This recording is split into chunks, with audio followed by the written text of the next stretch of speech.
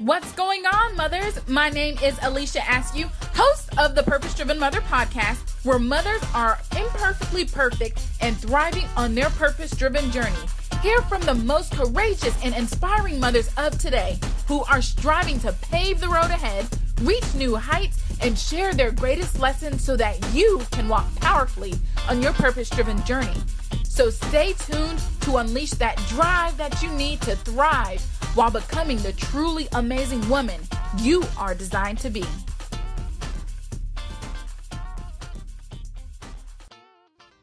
All right. Hey, Tammira, I am super excited to have you on the Purpose Driven Mother podcast today because you are just breaking records and reaching new heights. And I really do feel like women, mothers can really, feel your story, what you have to share, and they can take that and kind of help them with walking on their purpose-driven journey. So I'm just going to introduce yourself just a little bit. So ladies, as you all know, I have Tammira Lucas on our podcast today, and she is the 2015 Business Innovator by Baltimore City Chamber of Commerce. She is a mompreneur who is quickly emerging as a trailblazer among professionals and a powerful voice for women teaching business, balance, and babies. So I have to call that the triple threat. Tammira is the CEO of Ryann's Closet, LLC, the business doctor consulting firm, co-founder of Moms as Entrepreneurs, author, speaker, philanthropist, and professor. So Tammira has been featured on Forbes' top 10 entrepreneurial website and best career sites for women. And she has also been featured on the Boss Network and Jet Magazine. So as a mom, wife, and entrepreneur, Tammira has a coaching system that truly helps women, us women, and mothers to jump hurdles while trying to break those records to success as she did. So Tammira, I'm just going to have you share about yourself because I'm sure that you can do a way better job than what I just did. So tell us about your journey, how you became a purpose-driven mother, and where you're at today. Well, first you did a wonderful introduction of me. So it's so funny because I hate talking about myself a lot, which is crazy because I feel like I do so much and people are like, what else do you do? So I will just give you a brief overview of me again. In 2010, I became a mom for the first time and the only time right now. But my daughter Ryann was born. And honestly, it was really in a time where I needed her to come. It really changed my life. It changed my perspective of life, and it actually changed what my goals are. I've always been, a goal-oriented person, and I've always had the mentality of I'm going to accomplish whatever it is that I want to accomplish.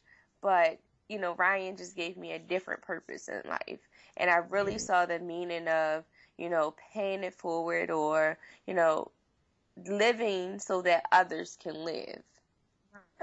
So I started my business, Ryann's Closet, and she hates when I tell this story, but she didn't have any hair. So I try to be as fashion forward as possible, but, I refuse to let her go out without any accessories on her head. So I used crafting a lot growing up as a form of therapy. So I didn't think anything of it, as I started to create these custom headbands for her. And my husband, he put it out there and said, maybe you should create a business out of this because people are asking you to make these things. Right. So I don't like giving him the benefit of the doubt because then he thinks he's right. No, I'm joking.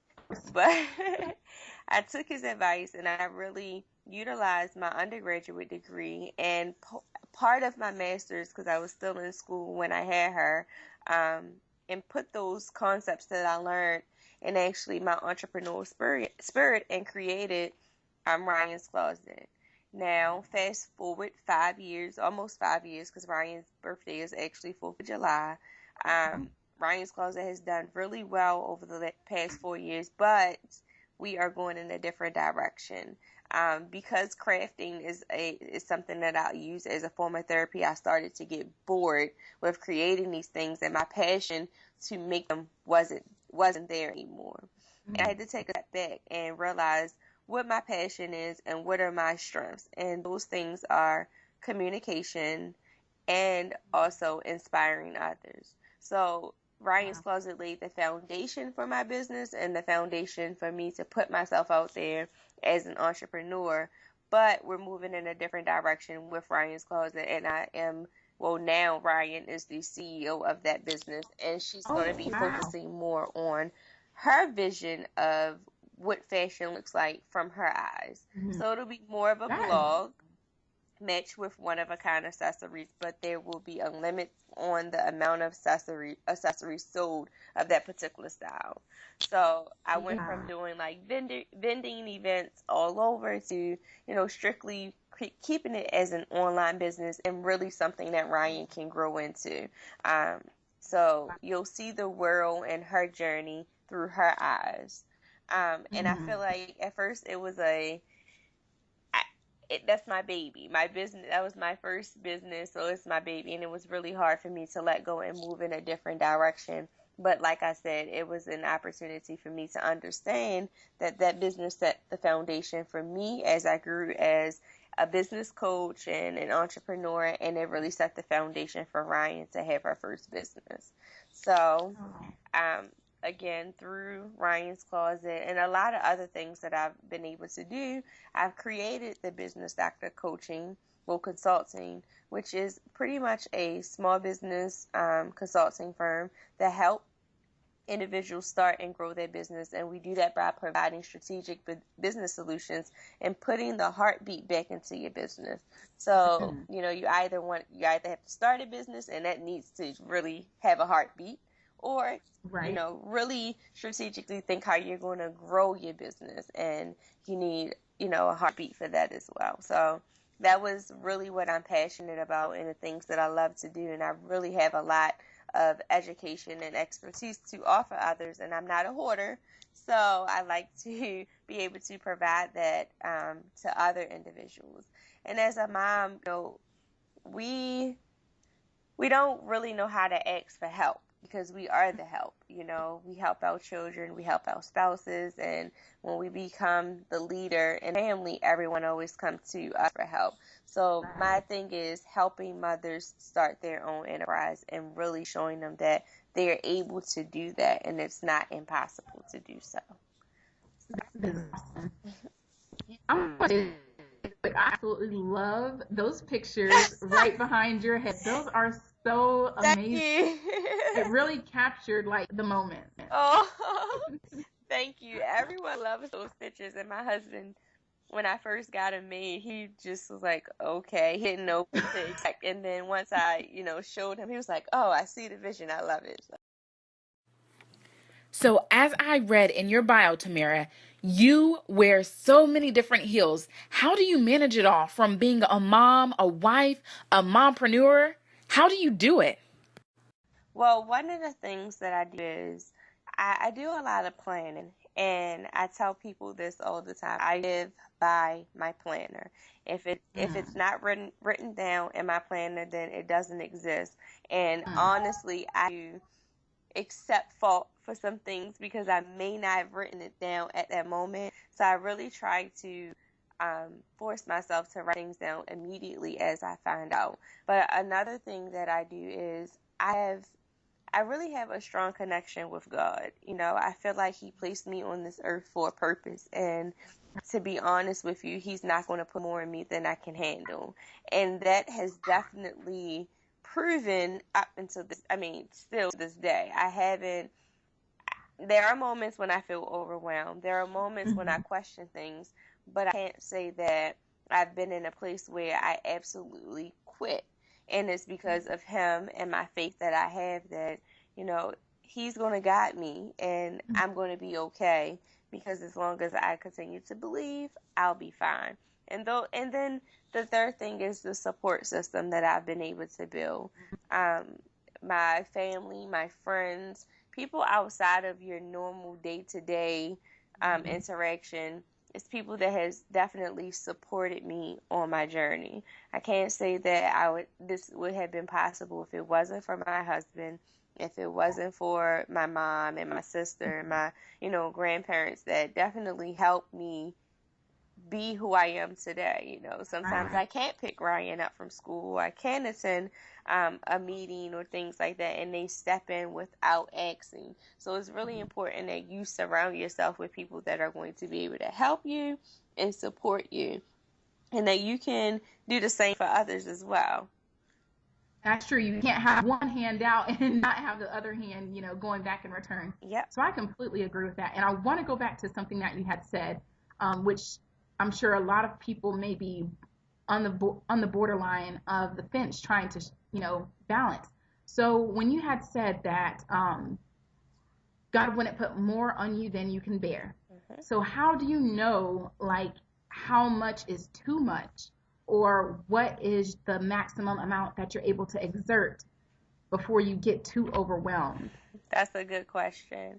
One of the things that I do, I pray a lot, and I feel like my answers are there.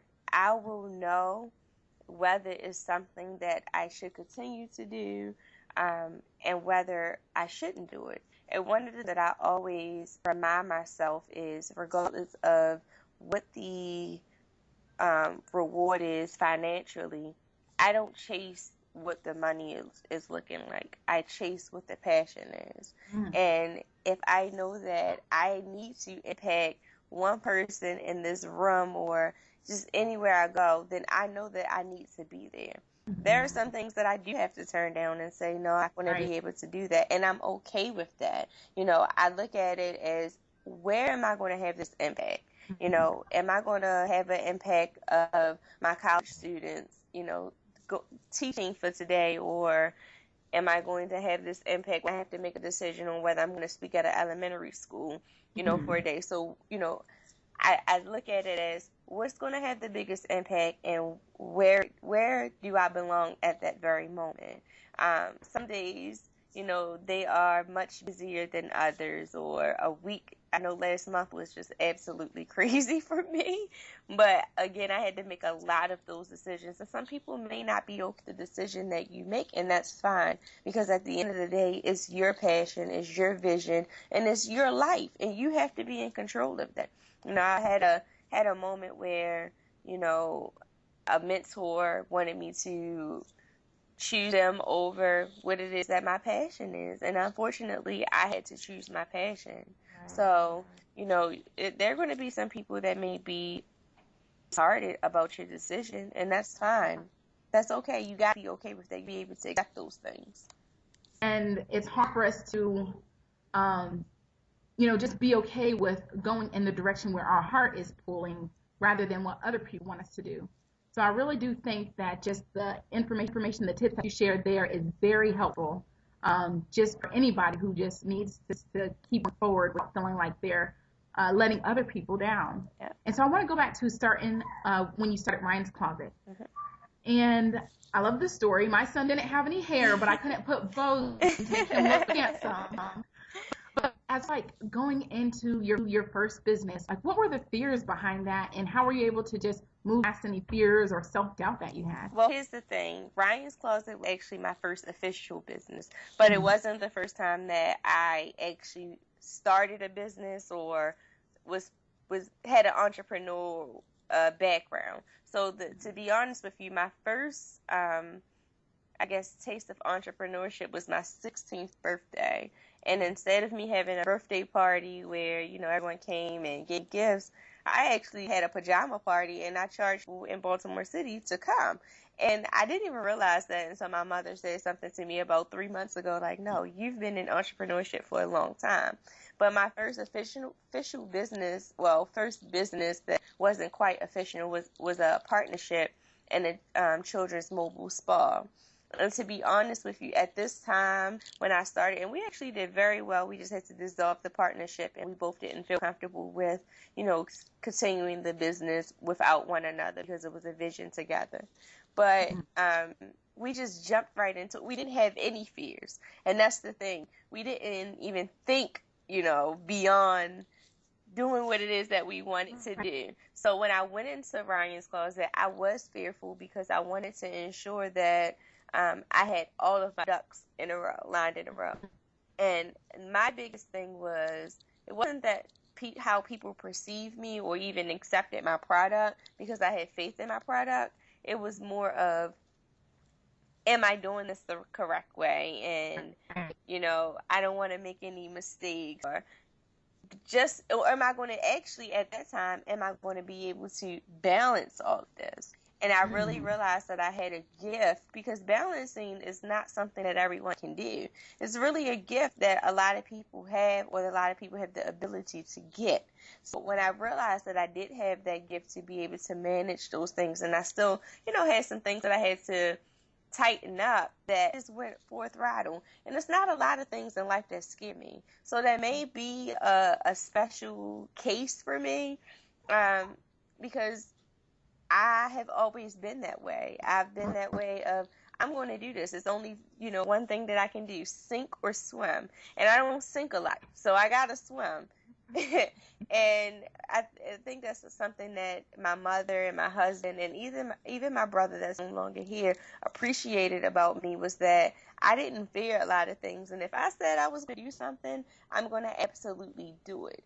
But I do know there are a lot of people out there that has fear, and that's actually an obstacle. And in fact, I work with a lot of women that's the first thing that we always go over, is eliminating the fear that they have in starting a business. And one of the tactics that I tell them to do is, imagine yourself 10 years from now.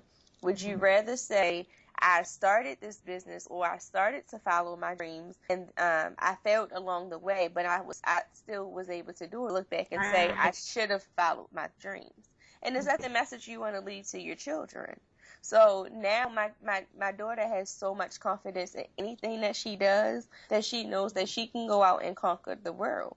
And I've been able to embed that in her head so much that if you ask her what it is that she wants to be when she grow up, she says a princess, entrepreneur, and a doctor like her mom.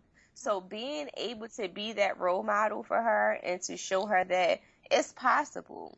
I came from the city of Baltimore, exactly where they were rioting at. That was my neighborhood. And just from being from that neighborhood, they told me that I wouldn't be anything in life. In December, I'll be a doctor. So that just goes to show you can do whatever you want to do. Whoop, whoop. You go, girl. And I absolutely love your daughter saying that she wants to be a princess, an entrepreneur, and a doctor. Oh my goodness. Okay, so no matter who we are or what we are doing, we all have some kind of labels or stigma placed on us.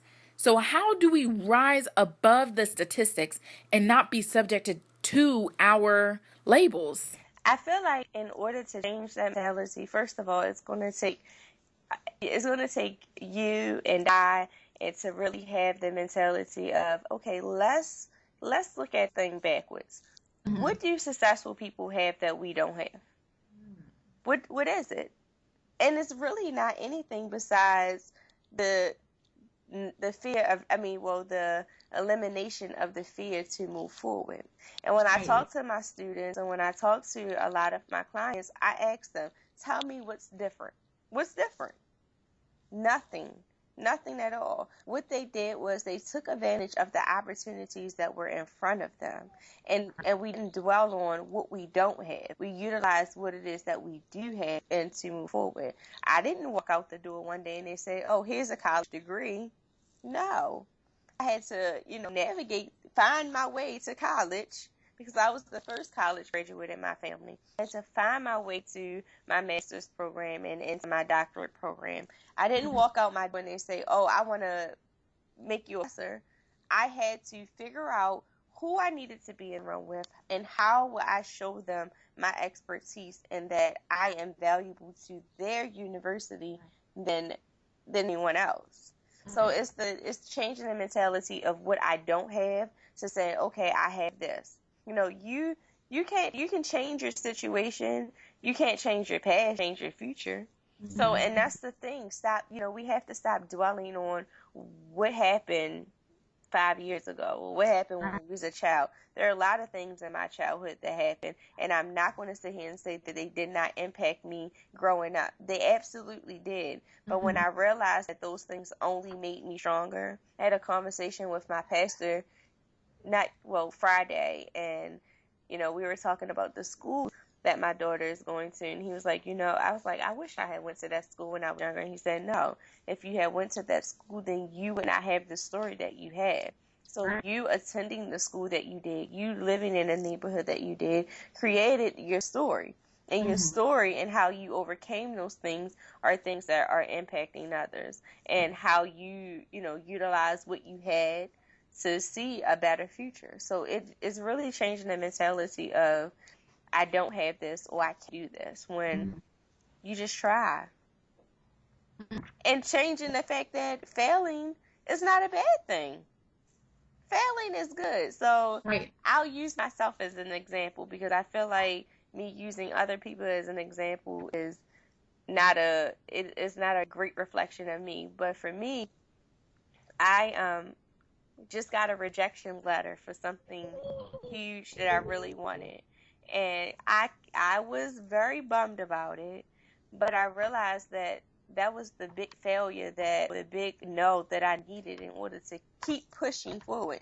Because I don't feel like if I got that yes, that I probably would work hard on what it is that, I would work hard, but not as hard as I know I could, on that particular project. So you need to fail. You need to say no, so that you could understand, okay, is this something that you really want to do? Because if you allow a no to just wipe you out, then you didn't want to do it in the first place, or you wasn't passionate about it in the first place. Wow, that is so powerful and so true, because even for me, I am facing fears in my business every single day. And it really does boil down to eliminating the fear and working with what you have at that very moment. So let's talk about statistics just a little bit more. So most businesses fail in the first year. It's proven that most businesses just do not make it. So what are some strategies that you were able to use, or that you teach your businesses and startups going into that first year? So one of the things I had to do was understand that in the first year, making a profit doesn't mean that you failed. You have to understand that you're probably not going to make a profit the first 2 years. At least the first year, you're not going to do it. So understand that, and don't think, oh, because I didn't make a profit, I failed. And the second thing is, you have to be consistent. So we think that when we put out a product or we put out a service, and after the first 3 months, no one is, biting, they're not coming, we don't have any customers, means that we failed again. No, you have to be consistent. You have to build that momentum up and understand that the more you work at it, the better that it's going to be. There may be things that you have to revamp, so, not having those customers may actually be helpful to you, because you have to really figure out your overall business. So I would say, don't give up. Don't feel like that, you're failing because, one, you're not making money, or two, you don't have the customers that you think that you should have. But one of the biggest things is set goals. Set goals on everything. And I'm not saying, just put the goals out there. No, create a year, create your quarters, 4 quarters, the things that you're going to do, the things that you want to achieve, who you need to actually help you achieve those things, and what do you want your end result to look like, and do that for all 4 quarters, and that will actually help you work towards a goal. And I mean, get as detailed as possible. Break it into 4 quarters, break it into the months of the quarters, to the weeks, and to the days. And that will help you actually achieve your goals and really sustain in business. That makes so much sense. And I love the fact that you brought up goals, and you have just achieved so much and have been recognized for so much. And like I had named earlier in your bio, the list just went on. So was that something that you had set in your goals as far as the accomplishments that you wanted to achieve, or was that something that came from the persistency and the consistency of your hard work and efforts? No, and it's so funny you ask that because every year on my birthday, which is December the 28th, I made it a routine or a tradition that I create my vision board. And each one of those things were on my vision board. Now, I can't say that it had jet on on my vision board, but it had a magazine. And when I really took a step back and really kind of evaluated everything, I actually, it was a mixture of things that I visioned for the year, but I don't put just anything on vision board. I put what I want to achieve for that year. So I put my goals on those vision boards, and those are the things that I have, to look forward to every single day or work towards every single day. So those were goals that I actually set for myself. And especially like last year, I think I created my vision board on my birthday, and by the end of the first quarter, I had already achieved, half of those things. And I didn't even realize, that I achieved those things. Another thing I do is I create a 101 goal list. So I work on the 101 goals, and every time I take something off, I put something else back on. So, you have to set those things and really work towards it, happening. So it really was a combination of both me setting goals and me working really hard. Now, some of the recognition I honestly didn't even know about, and I wasn't working towards it. It just came. But I guess that was, part of it that I had on my vision board. Yes, I absolutely love vision boards. And still today, my mind is blown away from how what you speak and what you see eventually manifest in some way or somehow.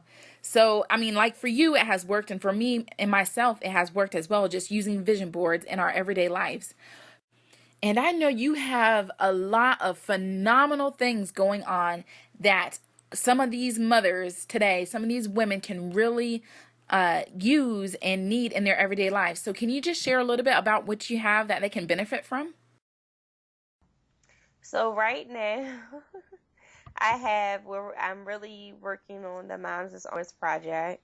Our conference will be in November in Baltimore and Morgan State University. So you can look forward to that and look forward to a lot of the products and services that we will be offering. We are relaunching our book, which is 64 Things That You Didn't Know About Becoming Mom. And we're just doing some new editing to it, and we're not really adding any new content because we got a lot of great feedback. The content within the book was really, really well, but we want to kind of include some of those reviews and things. We as well, we have the Moms as Entrepreneurs podcast that really focus on teaching you business and balance, how, and that just goes with everything that you could possibly think about that you're doing in your life. We try to cover on the podcast. So just look forward to those projects coming up. I have a few other things that the business doctor is working on, but y'all have to wait and see. So follow me on Instagram. It's at the business doctor, and that's the business BUSINESSDR. You can also go to my website, which is Tam the Business Doctor, or TammiraLucas.com, whichever one. It's going to take you to the same site. And Facebook, you can look me. It's Tammira Lucas. And also on Twitter, it's Tammira Lucas as well. So I put a lot of information on social media and really try to inspire and educate everyone, whether you're a mom, dad, grandparent, just anyone. So please follow me so that you can learn more about everything that I have going on, and check out some of my blog posts on my website. Awesome. And so all of her information definitely will be in the show notes. So Tammira, what are some last empowering words that can just uplift and inspire that purpose-driven mother who is in her startup phase or her first year of business? So it's really simple. It's one of my favorite quotes to say is that the sky is not the limit. It's really just the beginning.